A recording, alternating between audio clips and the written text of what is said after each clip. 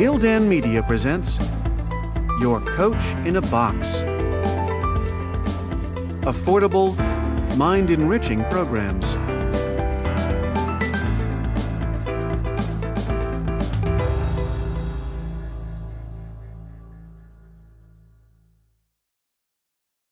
Gildan Media presents Raise Your Team's Employee Engagement Score, The Manager's Guide, by Richard P. Finnegan, narrated by Walter Dixon. Chapter 1. Did you just get your employee engagement score? Permit me to try some assumptions regarding why you bought this audiobook. 1. Your company recently administered an employee engagement survey. 2. An executive forwarded your department's results to you. 3. You've been asked to submit an improvement plan to raise your score. 4. You have a deadline of 30 days or so to submit your plan. If this sounds familiar, you just joined legions of managers across the U.S. and the world who face a question with no easy answer. How do I raise my employee engagement score? What is the magic, the secret sauce I can put in my plan that will move my score north when we survey again? When we survey again is part of the problem. Most organizations survey their employees infrequently, at least a year apart, which means raising your score is like eating soup with a fork. Employees come and go, performance issues creep into a few relationships, and your own attention to score raising becomes contaminated by other, more pressing concerns. And what does more pressing concerns mean? That your executives shift from expecting you to improve engagement to demanding performance on other metrics, the standard ones that they know impact company results more directly. So, for survival, you scrap your engagement plan to focus on ongoing priorities instead. Your engagement plan is now in the rearview mirror with a short shelf life. Besides, you've done this employee engagement report drill for years. How many managers have you seen get fired for getting low scores a second time, or a third, or a fourth, or fifth time? Have your managers ever talked about this during your performance review? Has your pay ever been clipped or your bonus impacted by these results? For most managers, raising employee engagement scores is a short-term project. The two reasons for this are, 1. Executives take their collective feet off the gas soon after plans are submitted, so managers feel no compulsion to continuously implement their plans. And 2, managers, in this case you, fail to see the power that improving engagement brings to your success in the core parts of your job, both now and for your decades-long career. In other words, the engagement survey score is seen as just another score. So let's move forward with this mantra. Raising your employee engagement score, and hence your employees' levels of engagement, is good for you, regardless of whether your executives make a big deal about it or not. How do we know this is true? Many highly respected organizations have studied employee engagement's impact on a plethora of business metrics. While each of these organizations define engagement with different words, let's agree that for us, engagement means the following. Employees are fully committed each day to giving their all to help their organizations succeed. Or said another way, engagement is about an employee's total, complete effort, the best that person can bring daily. Engagement is not about employees performing consistently at the highest level, but it is about them trying to. It is about their very best intentions to help the employer who pays them. How much money is engagement worth? For most companies and their managers, engagement is a survey score, and nothing more. We intuitively know higher scores are better, or at least we're told that's true. But how much better is a higher score? Let's start with data from Gallup, which found astonishing differences between organizations that scored in the top 25% and the bottom 25% of employee engagement. The more engaged organizations showed these improvements. 22% in profitability, 21% in productivity, 10% in customer ratings, 41% in quality defects, 48% in safety incidents, 41% in patient safety incidents, 37% in absenteeism, 28% in shrinkage. Additionally, turnover was lower by 65% in what Gallup classified as low turnover organizations, and by 25% in high turnover organizations. And Gallup tells us these correlations are highly consistent across different organizations, from diverse industries and regions of the world. How does this translate to the bottom line? Organizations with an average of 9.3 engaged employees for each 1 actively disengaged employee, the lowest on Gallup's 3-point scale, experienced 147% higher earnings per share, or EPS, compared with their competition. In contrast, those with an average of 2.6 engaged employees for every 1 actively disengaged employee experienced 2% lower earnings per share compared to their competition during that same period. Other highly reputable surveys report outcomes in the same direction. Hewitt studied engagement's impact on shareholder returns and found when 60 to 70% of employees were engaged, average total shareholder return was 24.2%.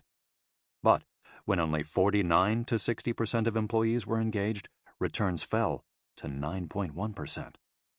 And companies with 25% or fewer engaged employees reported negative shareholder returns. Towers Perrin found a positive relationship between engagement and sales growth, lower cost of goods sold, customer focus, and reduced turnover. Connexa studied a broad range of organizations and found those in the top quartile for engagement achieved twice the annual net income of those in the bottom quartile. Similarly, WorkUSA and Watson Wyatt found companies with highly engaged employees earn 26% more revenue per employee. And there are dozens of similar studies that conclude the same thing, that high employee engagement drives all other important business metrics. A Northwestern University study brings engagement's power into clear focus on the local department level. Researchers found that when salespeople give just 10% more effort, customers tend to spend 22.7% more. That's a lot of bucks. So, your mission is to raise your engagement survey score and more. Your colleagues might see lifting their scores as the end goal, as just another number they have to meet in the big picture of their job performance.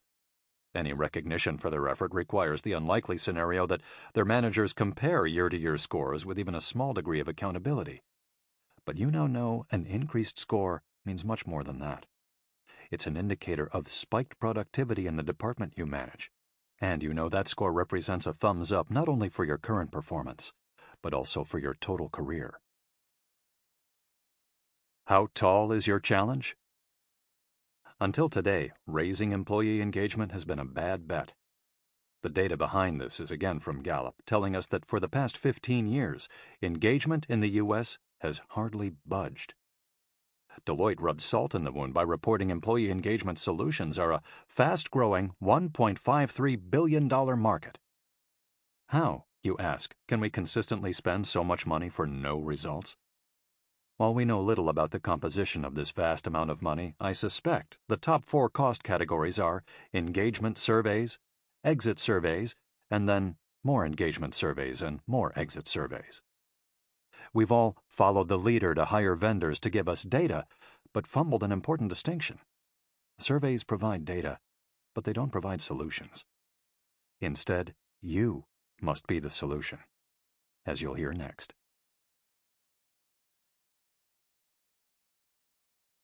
Chapter 2. First things first. They have to trust you. Think paradigm shift, game changer. A new idea or piece of data that completely changes the board. Once you know it and completely digest it into your thinking, you never view the subject in the same way again. This chapter presents one of those ideas that will powerfully shift your thinking. Gallup says so. 2 Gallup studies take the lead. Gallup continually monitors employee engagement in many countries, and its data for the U.S. is very discouraging on 2 fronts. First, employee engagement has barely budged since 2000. When one considers the changes in our country during that time, the impact of 9/11, what we hope is a worst-in-a-lifetime recession, periodic strong economies, war and peace, and varying Democrats and Republicans in office, we must grasp that Nothing outside of our work buildings impacts our engagement. Gallup's specific conclusion is, while the state of the U.S. economy has changed substantially since 2000, the state of the American workplace has not. So, the cavalry isn't coming. We have to solve this on our own, and obviously we don't know how. Gallup says that 33% of employees are giving their best and bring passion to their jobs. Gallup refers to the remaining 67% as either sleepwalking or, worse, sabotaging. This means that they are subtracting from rather than adding to productivity. So, engagement is stuck and few are engaged. That data describes our problem. The following data clues us in on how to fix it. In a separate study, Gallup asked a broad sample of employees who had been included in the previously mentioned surveys to respond to this statement. My manager and I have one of the strongest personal relationships in my life. I imagine the Gallup researchers sat around a table and asked each other, what is the most powerful statement we can write to identify the degree of closeness between an employee and her manager? Gallup asked employees to rate this statement on a 5-point scale, with 5 being strongly agree and 1 being strongly disagree. They then sorted the resulting data according to their 3 levels of engagement. The results were astonishingly clear. A full 65% of the engaged employees scored this statement a 3 or higher, whereas 80% of the saboteurs, 4 out of 5, scored it a 1. If you want to increase your engagement score, get closer to each member of your team. Engaged employees are also much more likely to consider their relationships with their managers to be crucial to their success. Of engaged employees, 49% strongly agree that a strong, positive relationship with this person is crucial to my success at work, while just 12% of saboteurs strongly agree with the same statement. Some might say that certain employees are hard to form personal relationships with, and some, if not many, of these saboteurs close themselves off to us. Others would ask about the boundaries of these personal relationships. Are all work-related discussions okay? Yes. Should I ask if little Johnny's knee is okay since hurting it in Little League? Yes. How should I respond if an employee tells me his marriage is ending? With empathy and care, but without asking detailed questions that are not your business. The important message is that each of your employees wants to know that you care about their happiness in all corners of their lives, even employees who seem most distant or who perform least well. So, if strongest personal relationships are the unquestionable key to increasing your team's level of engagement and their own individual engagement survey scores, what does this tell us about the value of the items in our engagement survey improvement plans? We usually include things like more employee meetings, better newsletters, Employee of the Month awards, and social events centered around food. And we add in things our company responds with, like pay programs, non-core benefits like vision care, and total compensation statements. These are the solutions we've been using for the past 15 years, and as Gallup tells us, employee engagement has been completely stuck over this long period of time. All of the items in our improvement plans are probably better to do than not, but they haven't and they don't raise employee engagement or your own department's employee engagement score. None of these programs matter as much as your employees feeling close to you, regardless of the program's dollar cost or broadness of scope, or if the CEO introduces it with a video. Engagement is mostly on you. Peer relationships matter too. Here's our next clue. Gallup asked employees if their organization encourages close friendships at work, again sorting the responses by levels of engagement. The key difference here is the contrasting percentage of those who strongly agree. A full 55% of the engaged employees believe their organization encourages close friendships, whereas just 9% of the saboteurs feel the same way. Gallup also found that 51% of employees who strongly agree that their organization encourages close friendships at work are extremely satisfied with their place of employment, compared to just 19% of employees who disagree with that statement. What does this tell us? That the engaged employees, the ones you want, have a strong need to feel openness in the workplace so they can easily collaborate with others, at work and otherwise. Our knee-jerk reaction might be to schedule more social events so people build better work and non-work friendships. and this is certainly okay. Better, though, would be to hire people who genuinely like to work with others, and who can set their egos aside and be vulnerable enough to build close friendships. You are your company to your employees. So, to increase your employee engagement score, so far we've learned the following. 1. You must develop strong personal relationships with each member of your team. 2. They must also develop close friendships with their colleagues. And here's the third point we're about to learn. 3. Your employees rate their pay, benefits, and other key aspects of work based on the relationship with you. It's not about your company. It's about you. Connexa surveyed a large group of employees who had left their organizations and asked about their fit with their supervisors, as well as their satisfaction with pay, benefits, learning, development, and advancement. They found employees' opinions on all topics were mediated or influenced by their relationships with their direct supervisors. The statistical relationship between employees' perceptions of their ex-supervisors compared with their perceptions of their pay, benefits, and the others was so strong that Connexa concluded, offering a higher salary or developmental and advancement opportunity may not be enough to retain employees. A new light goes on. Now we see how employees see all aspects of work ties directly to how they see the relationship with you. So, complaints about pay, communication, or lack of recognition for a particular department, the usual complaints we find on engagement survey results, might just mean that the boss for that department is a jerk. This new information tells us that the prism through which employees see their organization is how they see the relationships with their boss. This trumpets the massive misunderstanding about employee engagement. Engagement happens down low in organizations, at the bottom of organizational charts, within the relationships each employee has with her manager and her peers. Far above this daily action, CEOs are mistakenly checking annual engagement survey scores against survey-provided benchmarks, and they're feeling good about meeting the benchmark or simply being okay. They're willing to be just okay on this one metric because they believe improving these scores costs great sums of money for more pay and more benefits. It does not. Improving employee engagement scores doesn't cost a dime. Here's where building trust comes in. The solution to winning on all we've discussed here is to build trust, one-on-one, with each member of your team. Here's data to back this up. The Great Place to Work Institute is the survey backbone for many of our world's best place to work awards. Each year, the Institute surveys over 11 million employees in 52 countries, all to form the lists you might see under banners like the Fortune 100 Best Companies to Work For, the 25 World's Best Multinational Workplaces, or Best Small and Medium Workplaces. Based on this very large amount of data, the Institute draws these 3 conclusions. 1. Employees who trust their managers give their best freely, and their extra effort goes right to the bottom line. 2. Managers who trust their employees allow innovative ideas to bubble up from all levels of their company. 3. Employees who trust each other report a sense of camaraderie and a feeling of being part of a family.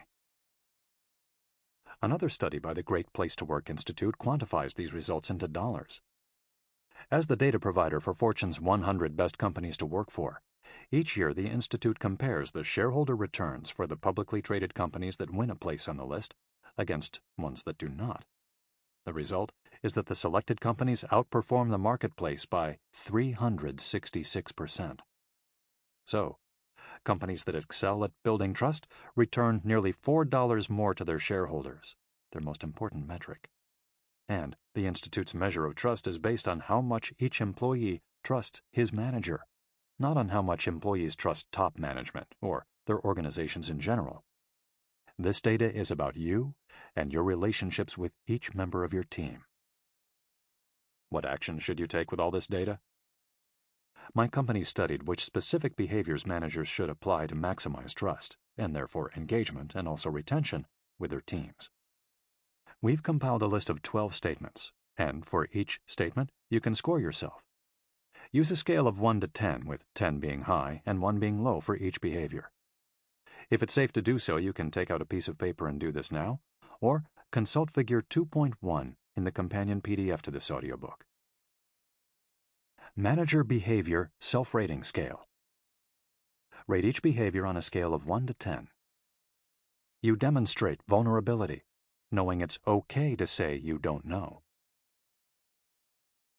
You courageously take risks to support your employees, even when the outcome might be better for them than for you. You create an environment where employees can speak their opinions without retribution. You publicly support company policies, believing executives usually make good decisions, and those executives always know things you don't. You privately challenge policies with your manager when needed. You are consistent in your behaviors with your own manager and your employees, both up and down the organization chart. You readily apologize when you are wrong.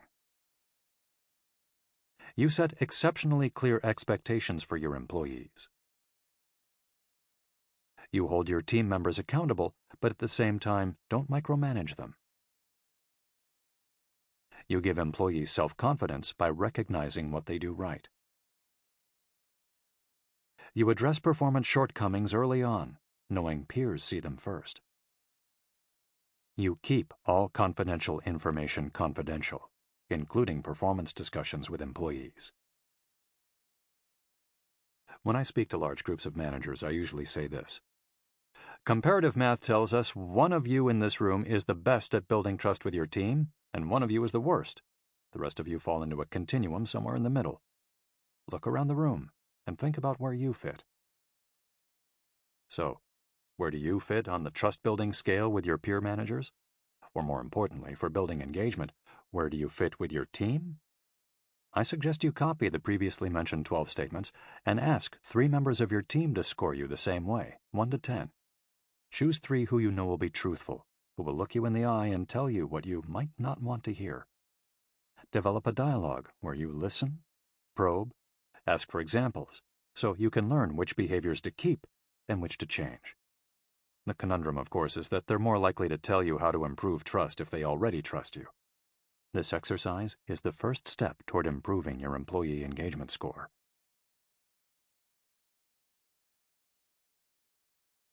Chapter 3. Exponentially expand your recruiting pool. Our focus now moves to acquiring talent, focusing here on recruiting engaged employees and in the next chapter on selecting them. Let's start by sharpening our vision to better see the type of employees we'll hire. The scholarly work of Yale professor Amy Wierzysnewski describes our targeted employees as those who see work as a calling. Consider these carefully worded differences. People with jobs see work as a necessity of life. They work for pay. They would switch jobs if given the chance to earn more money. They can't wait to retire, and they would not consider their friends or children follow in their footsteps. People who see their work as a career see themselves as following a trajectory that leads to promotion, higher salary, and better work. It's people who see their work as a calling who find it most satisfying. For them, work is one of the most important parts of life. They're pleased to be doing it. It is a vital part of their identity. They believe their work makes the world a better place, and they would encourage their friends and children to do this kind of work. Now, let's learn how to hunt them. I was once an HR executive for a large national banking company, and at one point was challenged to recruit over 600 professional bankers within 90 days. The challenge was great because the economy was flying, meaning other banking companies and the headhunters were fixated on the identical candidates we were trying to hire. We needed all levels of lenders, corporate, commercial, consumer, and mortgage, as well as trust and investment officers. My team and I met with executives to learn how many people they needed for each position, and we felt overwhelmed, not only by the challenge, but also by the hit-and-miss potential of each new hire. The bright light was the corporate banking executive who said this: "Our bankers know who has the most talent out there. We share multi-billion-dollar loans with other large banking companies, so we have to know which other bankers we can trust. Besides, we go to the same conferences and have dinner and drinks together. My team's already given me a list, and they've been on the phones recruiting. We'll let you know if we need your help. Contrast this with the other executives who said such things as, "My managers are too busy to recruit." "We need your help, so don't let us down." Or, "This is HR's job, right?" Let's agree that it is your job to find the best candidates for your open positions. This is not to demean HR in any way, as they are charged and trained to provide candidates for you. But many of you as managers have better tools than HR to successfully recruit for your particular jobs. Go beyond, post, and pray. The media is filled with advertisements for online job boards, usually including quotes regarding how quickly jobs have been filled with qualified hires. Many organizations rely totally on post and pray, assigning all open jobs to online postings and waiting for good candidates to appear. The downsides to the strategy are that 1. Most applicants secured this way are active versus passive, meaning they're seeking jobs rather than being solidly situated in one, and 2. Online job boards screen candidates based on keywords that must be embedded in the candidate's online applications. These keywords tell us what candidates have done, but not how effectively they've done it. Focusing your search only on active candidates restricts your search to those who are either unemployed or want out of their current jobs. While some of these applicants might meet your standards, many others won't. More importantly, this method greatly reduces your pool, as you'll rarely reach employees who are deeply engaged in their jobs, the ones who see work as a calling. Or, said another way, you'll reach only a small slice of the total potential candidate pie, and likely the least tasty slice. Regarding keywords, they work effectively to screen out candidates who lack certain credentials like industry certifications, educational levels, or specific computer programming skills. But these characteristics are about measurable experience and not about engagement, telling us nothing about how hard applicants work. Candidates can game the system, too. One recently told me he puts every imaginable keyword on his resume and on online applications and then switches the font color to white so only the computer can see them. Smart, but not helpful for you. Your best recruiting solutions are employee referrals. I know that heading sounds so old, like watching a black and white TV with a rabbit ear antenna. Yet no recruiting method will serve you better. Many companies have employee referral programs that provide some form of bonus for referrals. The bonus might be money or a gift card, and it might be paid when the new hire starts or over a period of time. Your company might gross up the amount to cover the employee's taxes. Marketing happens via the employee intranet, on pay slips, in handbooks, and on signs in the cafeteria, and some employees participate, but most don't. The missing ingredients for these companies are accountability and authority.